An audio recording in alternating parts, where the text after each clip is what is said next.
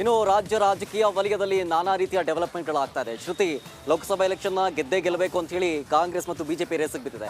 ಅದರ ಭಾಗವಾಗಿ ನಾವು ಕಳೆದ ಹಲವು ದಿನಗಳಿಂದ ನೋಡ್ತಾ ಇದ್ವಿ, ಅಸಮಾಧಾನಿತರು ಏನು ಸ್ಫೋಟಗೊಂಡಿದ್ರಲ್ಲ, ಆ ಅಸಮಾಧಾನಿತವನ್ನ ಎಲ್ಲ ತಣಿಸುವಂತಹ ಪ್ರಯತ್ನದಲ್ಲಿ ಬಿಜೆಪಿ ಸಕ್ಸಸ್ ಆದಂತೆ ಕಾಣಿಸ್ತಾ ಇದೆ. ರೇಣುಕಾಚಾರ್ಯ ಅವರು ಅಸಮಾಧಾನವನ್ನ ಹೊರ ಹಾಕ್ತಾ ಇದ್ರು.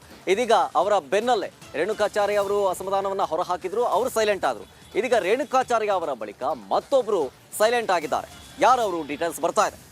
BSY ವಿರುದ್ಧ ವಿ ಸೋಮಣ್ಣ ಅವರು ಕೆಂಡ ಕಾರ್ತಾ ಇದ್ರು, ಮೇಲಿಂದ ಮೇಲೆ ಆರೋಪಗಳ ಸುರಿಮಳೆಗೈತಾ ಇದ್ರು. ಆದ್ರೆ ಈಗ ಮತ್ತೊಮ್ಮೆ ಸೋಮಣ್ಣ ಅವರು ಸೈಲೆಂಟ್ ಆಗಿದ್ದಾರೆ. ಸಿಡಿಮಿಡಿಗೊಂಡಿದ್ದಂತಹ ಸೋಮಣ್ಣ ತಣ್ಣಗಾಗಿದ್ಯಾಕೆ? ಇದು ರಿಪಬ್ಲಿಕ್ ಕನ್ನಡದ ಬಿಗ್ ಪೊಲಿಟಿಕಲ್ ಎಕ್ಸ್ಕ್ಲೂಸಿವ್ ಸ್ಟೋರಿ.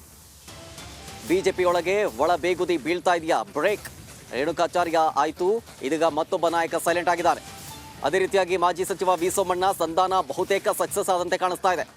ಮಾಜಿ ಶಾಸಕ ಶಿವನಗೌಡ ಮೂಲಕ ಜೋಶಿ ರಣತಂತ್ರವನ್ನು ಹೆಣೆದಿರೋದು. ರಿಪಬ್ಲಿಕ್ ಕನ್ನಡದಲ್ಲಿ ಸಂಧಾನ ಸಕ್ಸಸ್, ಹಿಂದಿನ ಸೀಕ್ರೆಟ್ ಅನಾವರಣ. ಸೋಮಣ್ಣರನ್ನ ವಿಶ್ವಾಸಕ್ಕೆ ಇಲ್ಲಿ ಪ್ರಹ್ಲಾದ್ ಜೋಶಿ ತೆಗೆದುಕೊಂಡಂತೆ ಕಾಣಿಸ್ತಾ ಇದೆ. ಹಳೆದೆಲ್ಲವನ್ನು ಕೂಡ ಮರೆತು ಬಿಡಿ, ಪಕ್ಷಕ್ಕೆ ನಾವೆಲ್ಲರೂ ಸೇರಿ ಶಕ್ತಿಯನ್ನ ನೀಡಿ ಅಂತೇಳಿ ಬೂಸ್ಟರ್ ಅನ್ನ ಕೊಟ್ಟಿದ್ದಾರೆ.